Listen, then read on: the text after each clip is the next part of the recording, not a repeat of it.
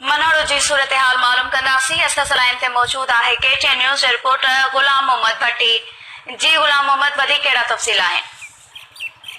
ॿुधाईंदो मनहारो शहर ऐं भरपासे जे इलाइक़नि में माकड़ जेका किरोड़नि जी तादाद में पहुची चुकी आहे। जहिड़ा शाह मोहम्मद आराई, शफी मोहम्मद डायरी, गुलाम मोहम्मद आराई, जमील अहमद आराई, मसर जी वाट, जबीर शाह, मीर अज़ीज़ गुजर, फैज़ खान पठान समेत केतिरनि ई ॻोठनि में जेको आहे माकड़ पहुची चुकी आहे।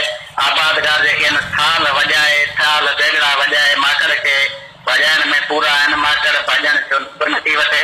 जॾहिं त आबादगारनि पारां सिंध सरकार खां इहो मुतालबो कयो वियो आहे त फौरन जेको आहे माकड़ मार स्प्रे कराए असांजा जेके फ़सुल आहिनि उन्हनि ते बचायो वञे। जी वरी महिरबानी। नाज़िन, मनहारो खां गुलाम मोहम्मद भट्टी असांखे तफ़सील ॾिना आहिनि। माकड़ जे हवाले सां सिंध जे मुख़्तलिफ़ शहरनि में माकड़ जा कटक लथल आहिनि, जंहिं सबबु आबादगार सख़्त परेशान आहिनि। जॾहिं त आबादगारनि पारां स्प्रे कराइण जो मुतालबो कयो वियो आहे। आबादगारनि जो चवणु आहे त तमामु घणो नुक़सान थियो आहे। उन हवाले सां